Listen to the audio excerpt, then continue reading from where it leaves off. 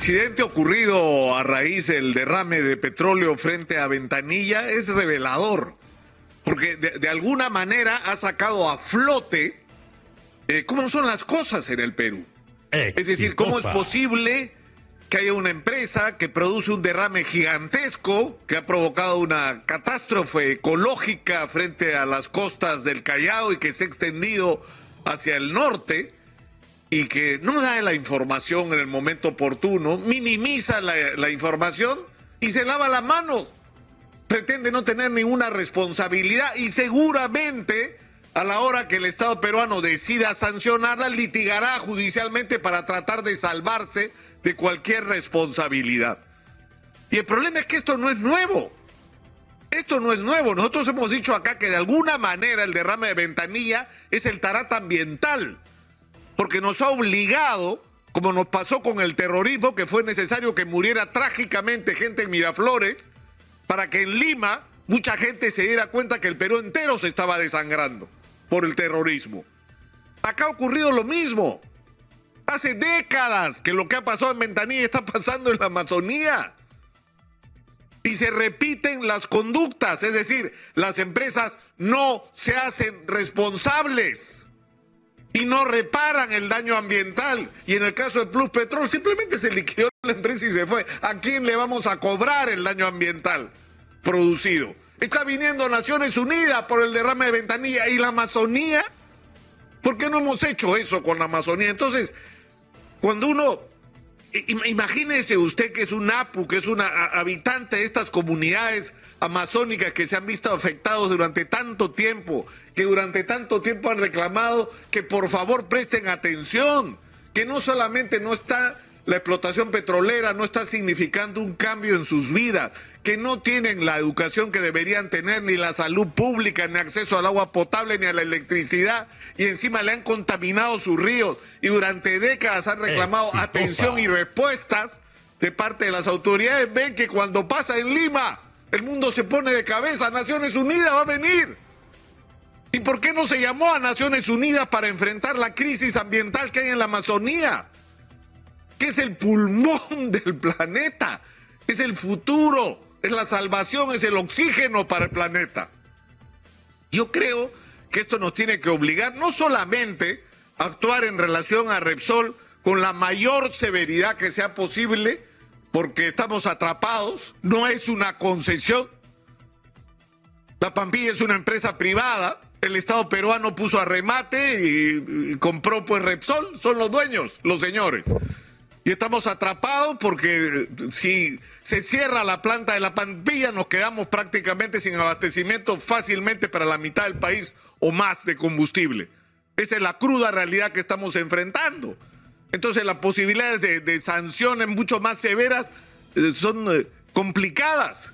Pero esto nos tiene que obligar no solo a la mayor severidad y a forzar a que los organismos reguladores funcionen. Porque hace 9 años hubo un incidente de menor dimensión, pero importante, porque fue un derrame y se repitieron las mismas conductas por parte de Repsol, y el problema es que 9 años después vuelve a pasar lo mismo. ¿Y eso qué quiere decir? Que Repsol no hizo los correctivos que tenía que hacer, pero que la autoridad peruana no vigiló que esos protocolos estuvieran operativos para enfrentar situaciones de crisis como esta. Pero eso es un lado del problema.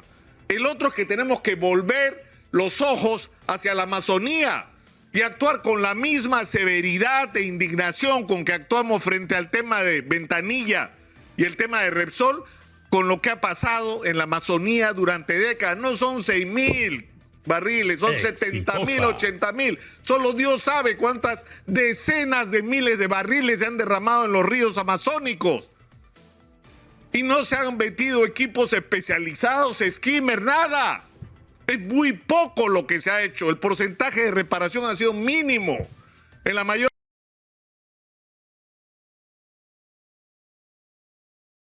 parte de los casos, esos ríos siguen contaminados. Y toda forma de vida ha sido destruida. Entonces, ¿qué se va a hacer frente a ellos?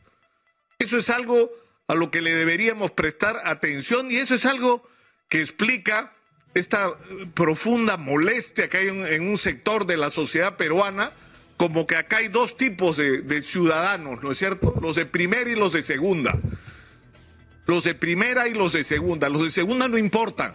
Los de segunda pueden esperar. Los de segunda tienen que tomar carreteras, asaltar estaciones petroleras, para que los miren, para que los escuchen, para que reconozcamos que existen, que tienen problemas como el de Ventanilla hace rato y nadie les hace caso. Nadie les hace caso, lo mecen. Los meses, acabamos de escuchar esta mañana con Manuel Rosa la entrevista a UNAPO de los Achuar, que dice que no pueden ir porque tienen un problema con el COVID y por eso no pueden ir a tener un reclamo con respecto al último derrame que se ha producido en los últimos días. Yo creo que esta es una extraordinaria oportunidad para reconocer la ingratitud y la irresponsabilidad con la que hemos manejado las políticas de Estado con respecto a la Amazonía y en particular con el tema del enorme daño ambiental que se ha causado a nuestras comunidades y a los ríos y cochas de los que viven las comunidades nativas. Y es el momento de hacer correctivos. No se trata entonces solamente de castigar a Repsol y de corregir las cosas, sino de volver, insisto una vez más, los ojos a la Amazonía y cumplir la enorme deuda que tenemos con esta región que le ha dado al Perú miles de millones de dólares durante décadas. Le ha dado ingresos al Perú, le ha dado combustible al Perú y lo que han recibido a cambio ha sido muy poco o nada en términos de progreso y un daño irreparable al ambiente y a lo que es el hábitat donde deben continuar sus vidas, en condiciones donde no les dimos prácticamente nada y donde perdieron aquello que les permitía sobrevivir, que era el agua. Yo creo que es el momento de hacer cambios.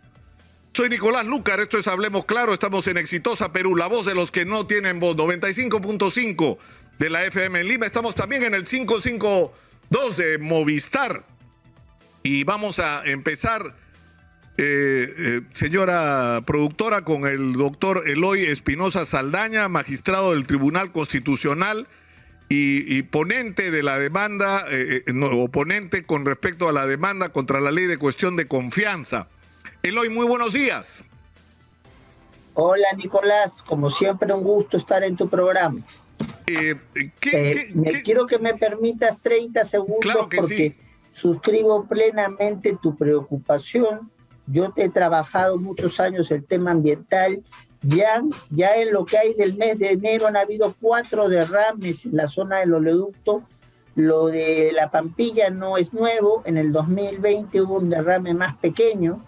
Y bueno, hay que tomar pues las medidas penales, civiles y administrativas que se tienen que tomar. O sea, Produce tiene que multar para poder proteger a los pescadores artesanales, que más de 1.500 se han quedado sin trabajo. El Ministerio de Comercio Exterior y Turismo tiene que promover, porque en este momento los restaurantes de la zona de Ancón y para arriba han disminuido en 90% su cobertura, entonces de recepción de gente. Y qué digamos de lo que está diciendo, oír al jefe de Repsol en el Perú es prácticamente un chiste, porque él dice que van a ayudar a limpiar las playas y esto no lo están haciendo al ritmo que se tiene que hacer. Ya el asunto está por Chancay y sigue subiendo. Y además, el problema no es solo limpiar las playas, como tú bien sabes, Nicolás, hay una labor de remediación, o sea, porque ¿qué pasa con el fondo del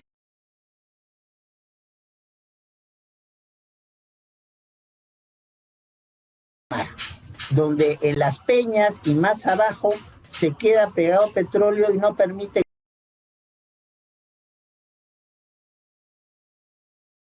que haya plancton, no permite que haya desarrollo de vida marina, y eso, si no se hace con rapidez, se incrusta y toma años sacarlo. Entonces aquí hay que tomar medidas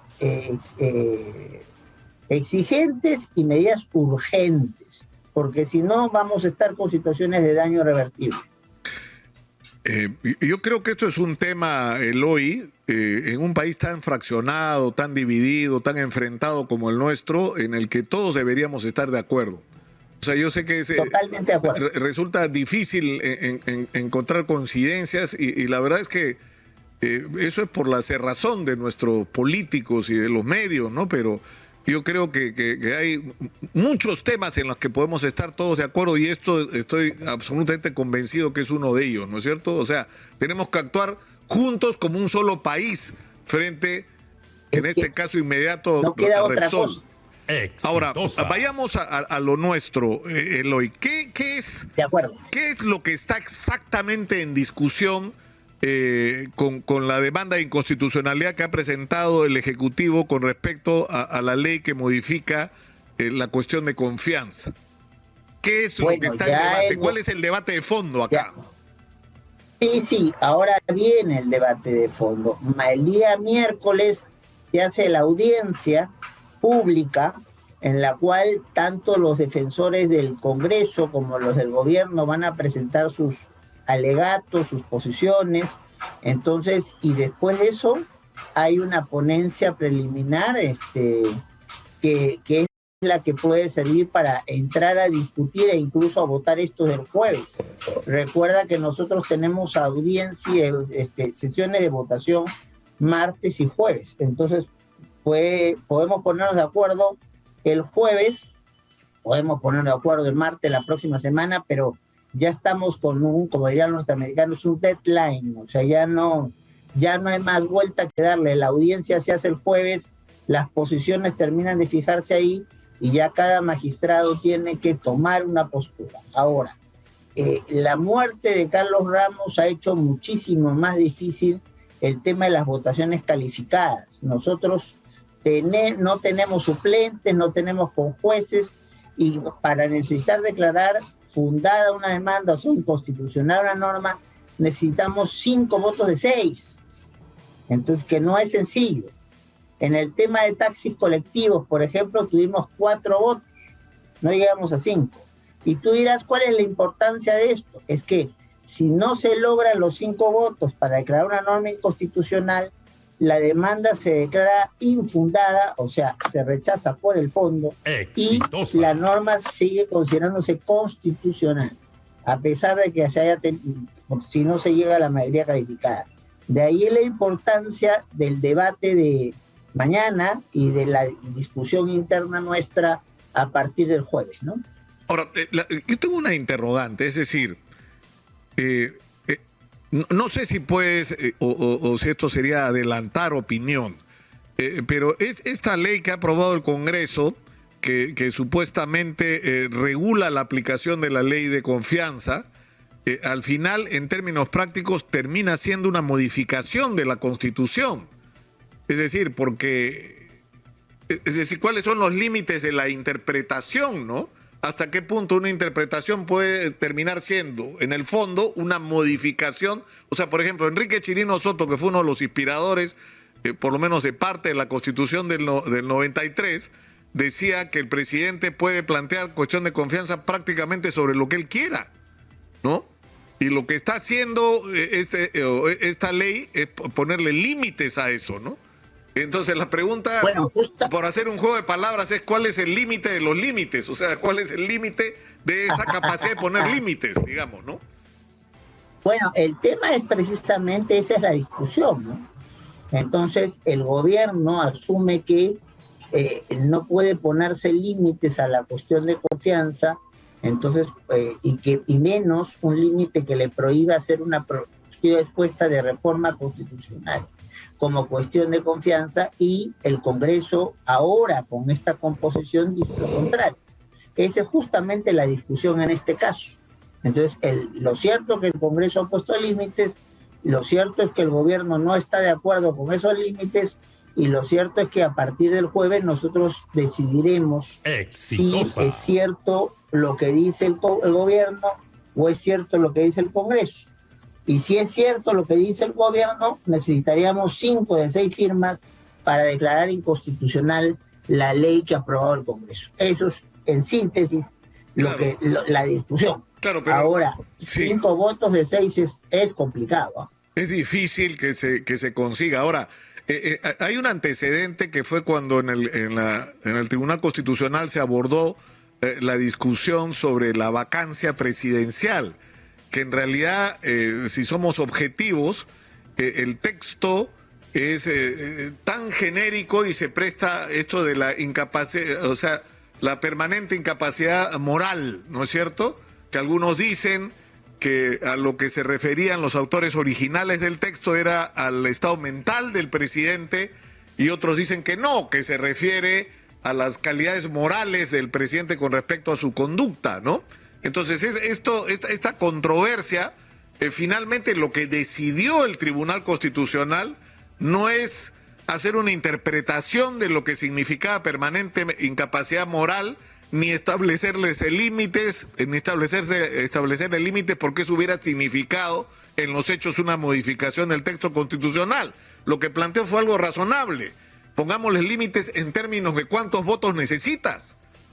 Y fue eso lo que se hizo. Es decir, para una decisión tan trascendente como vacar al presidente, deberías tener por lo menos los 2/3 de los votos, es decir, en el caso actual 87 votos, ¿no es cierto? Es más, entiendo que Marianela Ledesma planteó incluso subir la valla para que se requieran más votos, ¿no?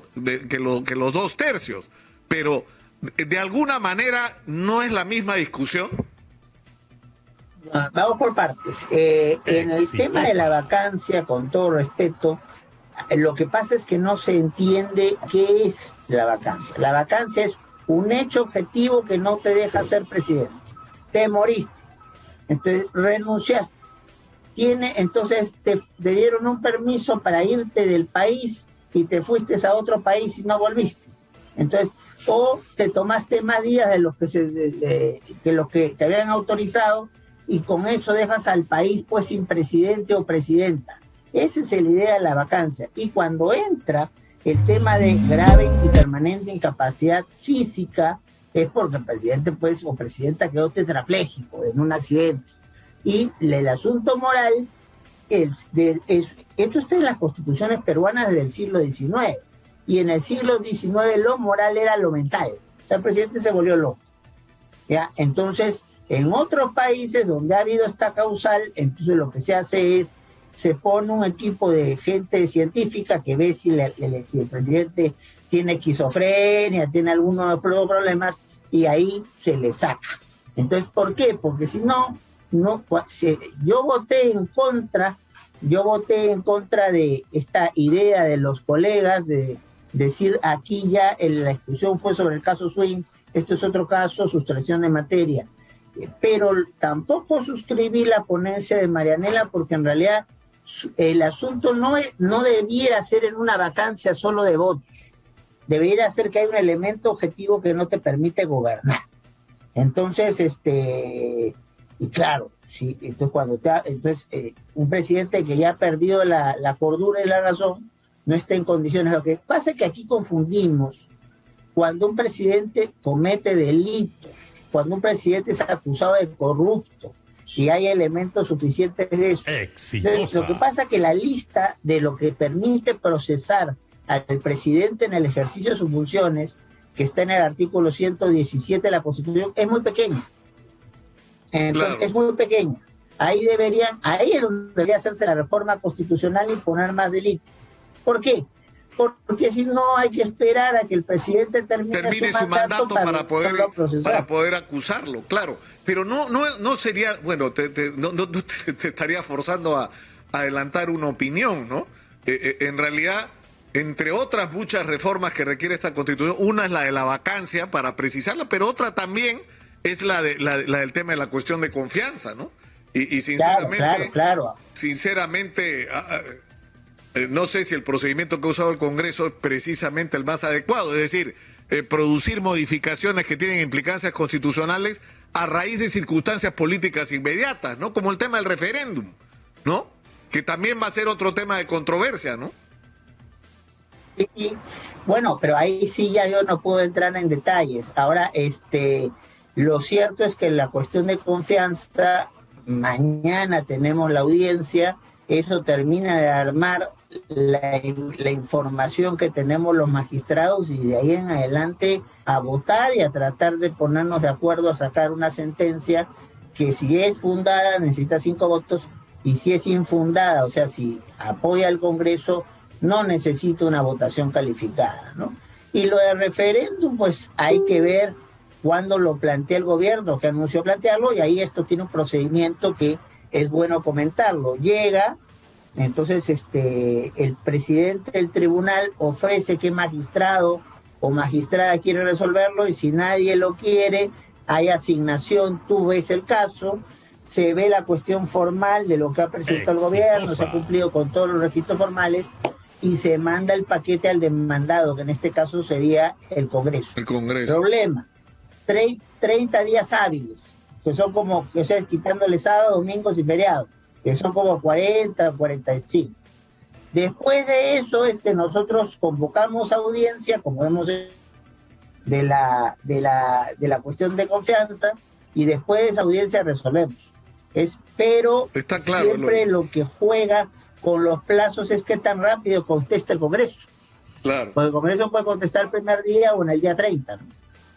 Te hago una pregunta y te doy tiempo para que me contestes la próxima vez que nos conversemos. ¿Tú estás de acuerdo o no con que debería haber una asamblea constituyente? No me contestes, Eloy. No me contestes.